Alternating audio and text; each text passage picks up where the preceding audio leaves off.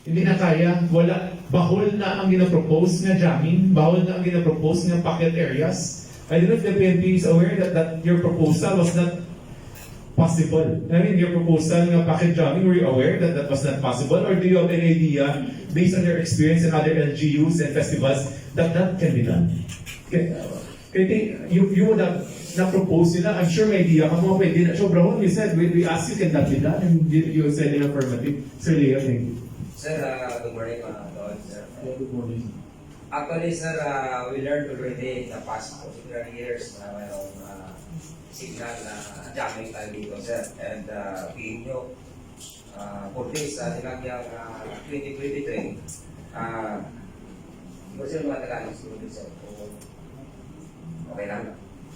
So that is why, sir, we made sure na ang request natin is just for a specific period of location, specific period of time, and the specific location. So, dito lang sa ano, dali lang sa City Councilor, sector 1 to 6, nakalocate na nga doon ng mga judging areas, then sa aton sa Mandurriao area. Amo lang itong mga gina-request natin. Now, based on the explanation ni sir, na kung i-paralyze natin ng isa kasi site rin, covering Iloilo City, and then other nearby cell site areas still can provide signal sa na-paralyze na natin cell site covering Iloilo City. But on the other hand, as I said a while ago, na we can do such thing in paralyzing signal for a specific place and for a specific period of time once mayroong installation, sir, ng signal jamming. So, you can do that for a signal jamming. So, supposed to be, we expect that you know everything, and that is behind our know-how, our knowledge, that you have that technical measures na i-signal jam ang mga specific location na requested. Ako bang motor, sir, na wala na itong ganun po. Inabalan ko lang, sir, unless yung kayo na mag-put up kita, mag-place kita sa signal jamming, intended only for these locations requested. But we do not have your Wala ka mo sa signal jamming. So, ako na problema na sir, wala kita sa signal jamming. Mas to sa telcos, wala sa probability ng mga signal jamming. So, that's why agos na na. Thank you, sir. Thank you very much. I am very glad, sir. We have the NTC, no? Isa na raising the hand. We have permission to speak, Mr. Chair. Yeah, please. Yes, Attorney Tan, the legal officer of NTC Union Office 6. So, I think we need to clarify the term, no? It's really important. Because we are stating jamming. But what happened is not jamming. It's shutdown or cut off. Actually, the resolution is for shutdown, not jamming. And also, our commissioner gave a directive dated January 6, 2023, wherein the official order is that temporarily cut off of all network services for the following identified areas, which is sectors 1 to 6, sectors 7 to 12, on January 21 and January 22 on a specific time. So, the telcos need to comply with that directive. So, the only way that the telcos can comply with that directive is to temporarily shut down or suspend, cut off all cell sites serving the said concerned area or identified area, which is sectors 1 to 6. Now, let's go to the jamming devices. We have a memorandum order number 001-02-2010, which states the prohibition of all cellular phone jamming devices.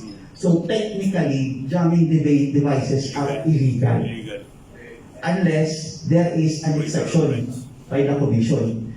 I think for a fact we have one here at BGMP, correct? But that's a permanent jamming device wherein it's located in a permanent place, in a permanent structure, serving for purposes of security because that's the vigilante office.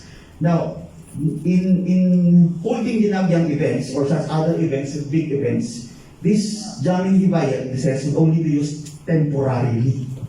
So again, you need to issue exemptions for permits with regards to that. And telcos, I believe, do not possess jamming devices because there is a law prohibiting it.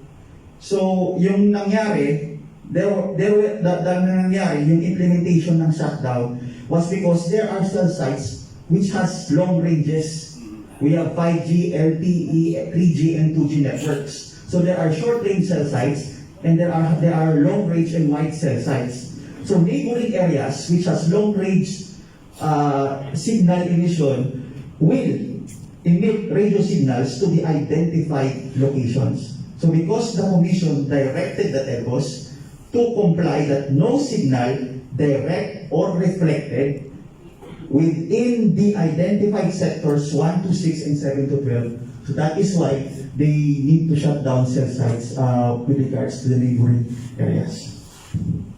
So that is why, as far as Guimaras, they were also included in the shutdown. Again, that should have been informed. Yeah, but we do not know.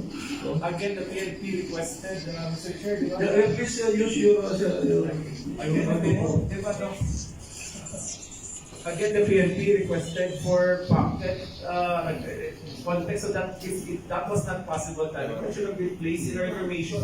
I mean, even prior to that, we could have informed the public. That was here during our meeting, no? we invited them. Yeah. Also, they could have told us, sir, that cannot be done, just to make us aware na the list of areas there that you presented to us before.